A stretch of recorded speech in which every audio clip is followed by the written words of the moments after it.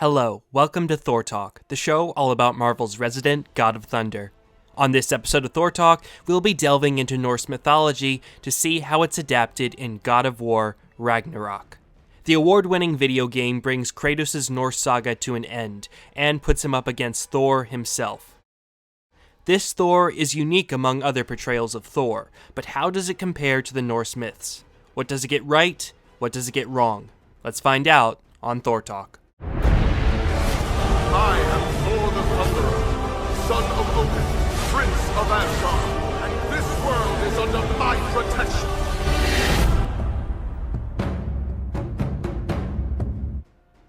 When the first images of God of War Ragnarok's Thor were revealed, it was clear that we were going to get a Thor unlike any we had seen before. Boasting a red beard and a massive gut, this Thor soon had supporters and detractors alike. He has a red beard and red hair, which is accurate to the Norse myths. He is referred to as Ralskegjarr, or red-bearded, in Flómanna saga, the saga of Eirik the Red, and the greatest saga of Olavur Tryggvason. God of War's Thor wears a belt, which could be his belt of strength from Norse mythology, Megingjörð, which doubles his strength. Interestingly, God of War's Thor does not wear his iron gloves, Jerngripir, which help him wield Mjolnir in the Norse myths. Speaking of which, he has Thor's signature weapon, the hammer Mjolnir. Its design in the game seems to draw inspiration from several Mjolnir pendants in archaeological finds, such as those found in the Isle of Nar and Adishog. These pendants were worn as symbols of strength, fertility, adherence to the old ways, and Thor's protection. They are also quite fashionable, and if you want to get your hands on one of these for any of these reasons, look no further than today's sponsor, VKNG Jewelry. VKNG Jewelry offers a variety of handcrafted Norse-inspired jewelry, including arm rings, bracelets, necklaces, and hammer pendants. They also have other Norse-inspired products, including t-shirts, statues, and hoodies. As the kind of person who was constantly geeking out at every little detail in the Northmen, my favorite part has to be the historical section, which has brooches, hammer pendants, earrings, and more based off of real archaeological finds. There are even replicas of the Mjolnir pendants found in the Isle of Nar and Adishog. Use my code THOR15 or just hit the link in the description to get 15% off the entire store. Now, back to the video. When God of War's Thor was first revealed, the largest source of discourse was this Thor's physique. Unlike the muscular Thor that we're used to, this Thor had a massive gut. So, is a fat Thor accurate to the Norse myths? Well, Thor's physique is actually never described in any of the surviving sources, so technically a fat Thor doesn't contradict with Norse mythology. But it's also highly unlikely that Thor was thought of as being fat. None of the few depictions we have of Thor show him to be overweight, and you have to remember where Thor comes from. The Viking Age Scandinavians probably didn't see many obese men, let alone thought that their warrior god was one. Now, Thor was a prodigious eater and drinker, as seen in Thrymskvida, but that doesn't necessarily mean that he was fat. He lived a very active lifestyle, as he was constantly out battling the Jötnar, and he was rarely present for the gods' feasts. A fit warrior with a mighty appetite isn't exactly unheard of either. The myths of Thor are actually distantly related to the myths of Hercules and the Hindu god Indra. Both of them are also accomplished eaters and drinkers. Hercules has eaten entire bulls, and Indra has eaten 100 buffaloes. Even nowadays, the trope of a mighty warrior with an equally strong appetite persists in pop culture. But again, while Thor probably wasn't supposed to be fat in Norse mythology, God of War's depiction does not contradict with the myths, and it does present him as quite an intimidating figure. The large god dwarfs Kratos when they first meet, and you can see why Odin chose him as his enforcer. One of the most important elements of God of War Ragnarök is the relationship between Odin and Thor. Throughout the game, it quickly becomes clear that despite their familial ties, the two are very different and don't really see eye to eye. Odin is a cunning schemer who will use any means necessary to achieve his goals. Thor is more of a doer who dislikes his father's scheming, but is willing to act as his enforcer anyways. Odin is driven by a pursuit of knowledge, whereas Thor is after simpler things like a good fight and protecting his family. This is fairly accurate to Norse mythology. Thor is always the god most willing and most capable to fight, so he did sometimes end up acting as the enforcer of Odin and the rest of the Aesir. For example, in a story referenced in Völuspá, a Jotun builder makes a deal with the Aesir to build a wall around Asgard. But if the builder finishes fast enough, he will get Odin's wife, the sun, and the moon. When it seems like the builder will finish in time, the gods cheat to prevent this, and the builder becomes enraged. Thor doesn't like the fact that the gods have broken their oaths, but he is reluctantly forced to step in and stop the builder. Given that Odin's wife is at stake, it is fairly likely that Odin was greatly involved with making this deal. So, like God of War Ragnarök, Thor is a somewhat reluctant participant in his father's schemes because he is the best fighter, and Odin rarely gets involved in the fights. Just like in the game, Thor and Odin have very different goals and very different ways they achieve them. Thor and Odin were far and away the most popular gods of the Viking Age, but were favored by different social classes. Odin was the god of the nobility, and Thor was the god of the common man. A king may desire fame and be willing to commit crimes to get it, but the average person just wants to survive and be happy. Odin willingly employs deception and commits crimes, but Thor despises both, and sometimes specifically dislikes Odin's use of them. So just like in the game, they are father and son, but they represent very different ideologies. Despite some similarities, there are also some very major differences between the game and the Norse myths. In the game, Thor acts as Odin's enforcer, who does whatever Odin says. Thor sets aside his own desires to do what Odin wants, such as sparing the people who murdered his sons. Thor also seems to be trying to gain Odin's approval. Odin consistently abuses Thor by belittling him and dismissing any of his concerns. I just don't get it. The mask, bringing the giant that killed my sons here. Why? I can explain it to you, but I can't understand it for you. Stop letting your wife think for you. She's clouding whatever's left of your brain. This isn't about her. No, it's about your limitations. Accept them and move on. Now go smash something, will you?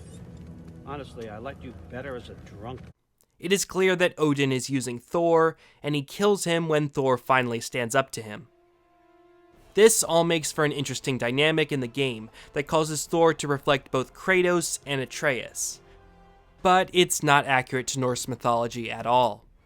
Despite being the king of the Aesir, Odin never really commands Thor to do anything, and he doesn't seem to have any power over Thor at all. An example of this can be found in the Prose Edda, in which a Jotun named Hrungnir has a close horse race with Odin, and ends up receiving hospitality from the Aesir afterwards. Hrungnir takes advantage of their hospitality, and soon boasts that he will take Valhall to Jotunheim, and tear down Asgard, and take the goddesses for himself. The Aesir then call upon Thor to deal with this unwelcome guest. The two end up having a duel, which results in Thor killing Hrungnir, but being pinned under the Jotun's body. Thor's 3-day-old son, Magni, is the only one strong enough to lift the body off of Thor. Thor rewards his son by giving him the Jotun's horse, Gulvaxi. Odin protests this by saying that it is wrong for Thor to give such a fine horse to a half-Jotun instead of his own father, but the horse remains Magni's. This story perfectly illustrates the level of power that Odin has over Thor. When the Jötnar are endangering Asgard, the gods call on Thor, and Thor shows up because that's his job. This is the same reason why Thor kills the Jotun builder. But Odin has no real power over Thor other than some unsuccessful guilt tripping. Thor is not at Odin's beck and call, but does clean up the mess from the Aesir scheming. However, despite the fact that these two may not always agree, they are definitely allies. When Ragnarök comes, Thor and Odin will fight on the side of the gods to face the Jötnar. Thor's interactions with the Jötnar in God of War are also a pretty big part of the game and of Norse mythology. The game is fairly accurate when it comes to how Thor interacts with the Jötnar. At the time of God of War, Thor has easily wiped out most of the Jötnar and has forced the rest into hiding. Similarly, in Norse mythology, Thor easily kills Jötnar by the dozen. In Humiskvida, Thor single-handedly kills an army of Jötnar that ambushed him. In Thrimskvida, Thor kills another massive gathering of Jötnar after they stole his hammer. A passage from the Prose Edda describing Thor off fighting pretty well sums up how he usually deals with the Jötnar. En Thor var han farin I Osterveg att bärga troll. Troll is a term often used to describe the Jötnar. The verb berjast should be used to describe multiple people fighting, but instead here the verb berja is used, which means to strike or hammer on something. So Thor is not simply fighting the trolls or Jötnar, he is hammering on them. As a whole, Thor does pretty consistently fight and kill Jötnar, but there are situations that call for calm. In the story of Hrungnir, when Thor first arrives, he demands to know why the drunken Jotun was feasting with the Aesir. But when the Jotun reveals that he is Odin's guest, Thor threatens him, but stays his hand until they can have a duel at a later date. In the story of the death of Baldur found in the Prose Edda, the gods call on a female Jotun to launch Baldur's funeral ship. Thor is angered by this, and he would have crushed her skull, but left her alone since the Aesir asked that she be left in peace. You can see some similarities between Thor's behavior in these stories and his behavior around Atreus. Thor doesn't like Atreus and wants to get revenge on him, but while he may threaten Atreus, he respects that he is Odin's guest and leaves him unharmed. But God of War makes one major change that completely warps Thor's character. But the change isn't focused on Thor himself. In God of War, the Jötnar are purely innocent bystanders who are unfairly persecuted by the gods and hunted by Thor. They are an incredibly peaceful race that never seeks out conflict or revenge. Every story involving the Jötnar that's adapted from Norse mythology is changed to make them the victims. In God of War's story of Hrungnir, Hrungnir is brought to Asgard by Odin because Odin finds his stupidity so amusing, and the gods think nothing of his drunken threats. Thor walks into Asgard and kills him without a moment's hesitation. In another story found in the Norse Myths, a Jotun named Thjazi kidnaps the goddess Idun, but the Aesir rescue her and kill Thjazi. His daughter Skadi arrives in Osgard for revenge, but the gods settle the blood debt peacefully. In God of War, Skadi rejects Odin's marriage proposal, so Odin tricks her into killing Thjazi out of spite. In Norse mythology, the 8-armed Jotun Starkad kidnaps a princess, and her father prays to Thor to save her, so Thor kills Starkad and rescues the princess. In God of War, Starkadr is a mighty and peaceful Jotun, who even Thor is scared to fight. Odin falsely accuses Starkadr of various crimes, and Starkadr is confronted by the armies of the realms. Starkadr surrenders, hoping to clear his name, but Thor rips off one of his arms while his guard is down, and Starkadr dies. It's not hard to imagine why God of War makes these drastic changes. God of War is all about getting to fight the gods, so Thor needs to be set up as a villain. Still, it's hard to believe that God of War's writers couldn't make Thor a villain without infantizing the Jötnar, or failing to acknowledge that any of them could be capable of doing bad things. Even previous God of War games did a better job of this, with Kronos' evil deeds being kept intact, but Zeus unjustly declaring war on all of the Titans. This also greatly reduces Thor's primary role in Norse mythology, being a protector. Thor's role as a protector is still somewhat preserved in God of War Ragnarök. Thor's primary motivation for so faithfully serving Odin, and possibly for killing Jötnar, seems to be protecting his family. It is when Sif and others convince Thor that Odin is not doing this that Thor finally defies Odin. As we've seen in the stories of Hrungnir and the Builder, Thor does kill Jötnar to protect the Aesir, so this is somewhat accurate to Norse mythology. However, the game completely neglects Thor's status as the protector of mankind. As with the Jötnar, God of War selectively adapts Norse myths with how Thor interacts with humans. In the Prose Edda, Thor helps the warrior Arvandil cross an icy stream to get home, and tells his wife Groa about this to reward her for helping him. In God of War, Thor kills Arvandil and lies to Groa about his fate. For the most part, God of War keeps Thor from interacting with humans too much, which is a shame since how Thor relates to humanity is why he's so important to us. In stanza 23 of Harbardsil, Thor recounts how he fought Jötnar in the east and says, Mikil mundi at Jötna, ef allir lifði, vatr mundi manna, undir Midgardri. There would be many more Jötnar. If they had all survived, there would not be a single human left on Midgard. The Jötnar are not just the enemies of the gods, but the enemies of mankind as well, and Thor acts as the guardian of man.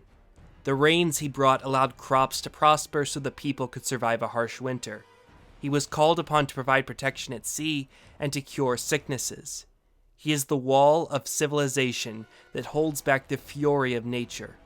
Yet these aspects are never touched upon in God of War Ragnarök. In conclusion, God of War Ragnarok's Thor adheres to Norse mythology in some ways and changes things in others. Thor's physical appearance does not technically contradict the sources, though it's highly unlikely that certain details were intended. Thor and Odin's conflicting personalities are accurate, but the level of control that Odin has over Thor is not. The way that Thor treats the Jötnar is in line with the Norse myths, but the way that the Jötnar treat everyone else is not. Thor's role as a protector is limited to Asgard here, and mankind's protector rarely encounters humans. However, regardless of how similar or different the game is to Norse mythology, I genuinely like this portrayal of Thor. It very easily could have followed the path of the previous game and made Thor a one-dimensional villain for Kratos to kill, but it doesn't. I enjoyed this version of Thor throughout the game, from his surprisingly calm introduction to him killing Kratos and bringing him back to life. But it was this moment right here that really sold me on the character. That moment where you see not just an enemy for Kratos to kill, but a character. A god that's tired, tortured, flawed, and good. One that is trying and one that wants to be more than what he's been. This channel is dedicated to a version of Thor that isn't exactly perfectly accurate either. But an adaptation doesn't have to be wholly in line with the Norse myths to be good. God of War Ragnarök takes pieces of the Norse myths and it uses them well. Don't you know what I've done? Yes! But what will you do now? We don't change.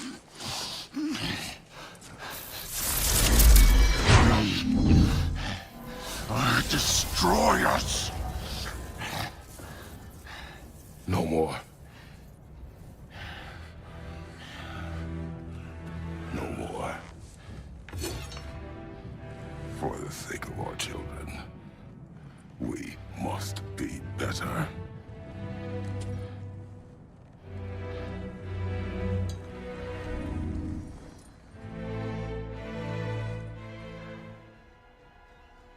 Well, that's all for this episode of Thor Talk. I hope you've enjoyed it, and I hope you enjoyed God of War Ragnarök as much as I did.